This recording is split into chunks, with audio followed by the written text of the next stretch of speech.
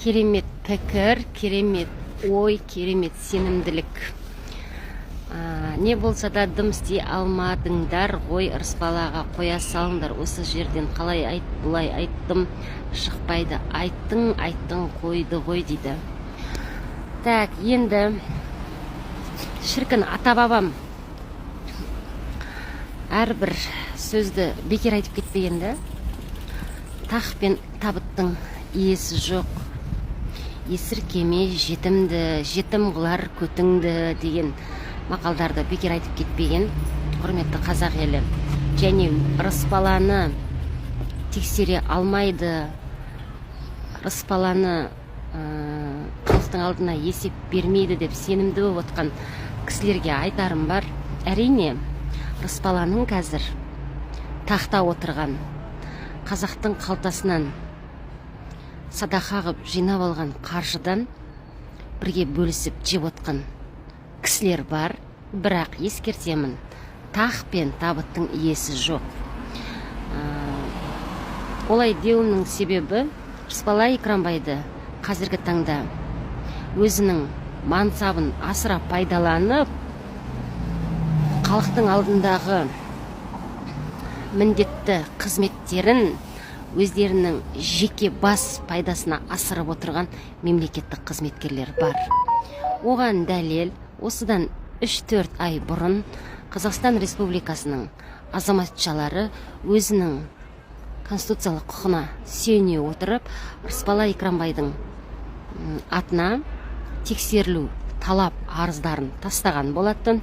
Жүздеген Қазақстан Республикасының азаматшалары. Ол қайда тасталды, кім қолына алды, қандай мемлекеттік құзырлы органдарға тасталынды, оның барлығы бізде қағаз жүзінде, дәлел жүзінде бар. Және ол қандай тергеушінің, қандай прокурордың міндеті екені, жауап беру керек екені бізде дәлелді қағаздарымыз бар. Бірақ қазіргі таңда ырысбала Экранбайдың тақта отырған, халықтың қалтасынан жинаған садақадан бөлісіп жеп отырған аға апалары бұл істі бұрмалап, халықтың талап арызын ұзаққа созып, жауапкершілік танытпай отыр. Жүздеген қазақ азаматтарының арыз талабына.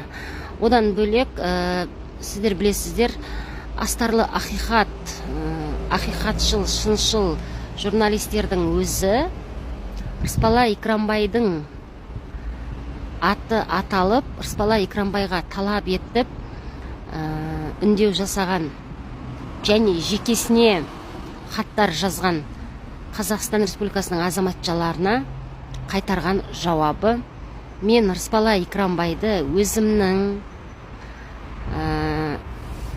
YouTube арнама шақырып, пікірталас немесе жаңағы есеп беру өткізу үшін басшылықтан рұқсат сұраймын деді.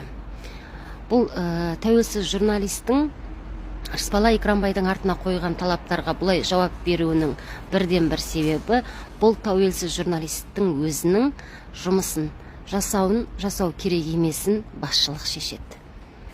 Сондықтан ырысбала Экранбай тақ пен табыттың егесі жоқ екенін білмей отыр. Қазіргі таңда халықтың қалтасынан жинаған қаражаттан жабулы қазан жабулы қылып, тақта отырған аға апаларының аузын майлап, істі ары қарай өрбітпеуін тоқтатып отырса, болашақта міндетті түрде ол қаралады. Себебі біз біліп отырмыз, көріп отырмыз, бірнеше әкімдер, бірнеше сот, бірнеше тергеушілер ырысбала Экранбайдың тақта отырған, бірге арықтан су ішкен азаматтар мен азаматшылар болып отыр. Енді олар өздерінің мансаптарын, қызметтерін жеке бас мақсаттары үшін пайдаланып жатыр. Әрине, ырысбала Экранбайдың аузы қисық болса да байдың баласы сөйлесін деп қазіргі таңда халықтың қалтасынан жинаған садақадан қайыршылық арқылы байып алғаны анық. Сол халықтың жинап берген садақамен халықтың аузын жабуға барынша белсене кірісіп жүр. Жылт еткен жылтпадан қалмай. Сондықтан мынау Арыспала Экранбайдың сөзін сөйлеп, істі тоқтатып қойып атқан кейбір қазіргі таңда тақта отырған аға әпкелер, есіркемей жетімді, жетім қылар көтіңді. Арыспала Экранбайдың халық алдында есеп беру міндетін жасырып отырған, өзінің қызметін мен мансабын асырап пайдаланып отырған жеке бас мақсаттарына мемлекеттік қызметкерлер, сіздер кім екендеріңізді, кімге қызмет етіп отқандарыңызды және толық сіздердің қызметтеріңізді атқара алмай отқандарыңызды біз білеміз. Әрине, күндердің күні жақындап қалды. Біртіндеп Арыспала Экранбаймен бірге есеп беруге дайындалыңыздар. Себебі ел өзгереді, үкімет өзгереді. Қазақ қоғамындағы базар вокзал тоқтатылды. Әлхамдулилля, шүкір деп айтайын. Қазір қуанам, осы іспен айналысқаным үшін. Біраз сала құлаш тілдер, біраз сұғанақ қолдар халықтың қалтасын тонайтын қысқарылды. Шүкір. Әрістің қайырлысы бар. Ата-бабам айтпақшы, тақ пен табыттың егесі жоқ. Жетімді есіркеймін деп, жетім маған не істей аласыңдар? Күлденген сөз көтіме, бірдеңе сөз бір белеме, бетіме деп мақалдатып отырған Арыспала Экранбай сеніп отырғандары қазіргі таңда тақта отырған аға апалары. Аға апаларының аузын халықтың қалтасынан жиналған садақаменен майлап отыр. Бірақ тақ пен табыттың иесі жоқ. Жақын күнде бұл тақтағылардың да өз орны белгілі болады. Сондықтан бізде өте материалдар көп. Және Руслан Өтепбайдың өзі, Руслан Өтепбайдың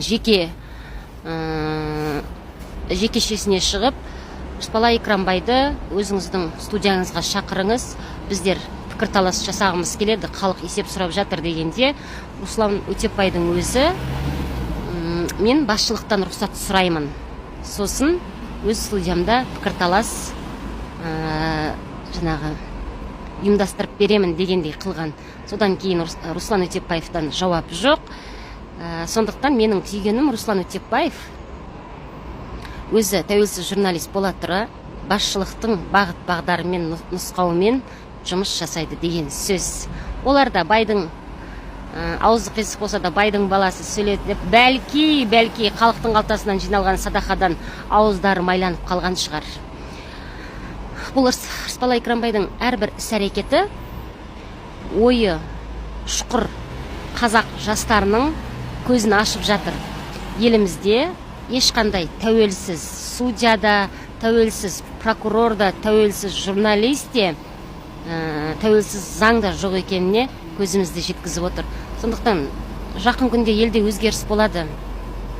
Сол кезде бұл кісілер ұмытылмайды. Мен бұл істі 5 жылдан кейін болса да қайта ақтарып, қайта көтеруге дайынмын. Себебі мен однолюбпын, қадалған жерден қан алмайтын, алмаса қоймайтын қазақтың қасқыр мінезді қыздарының бірі боламыз.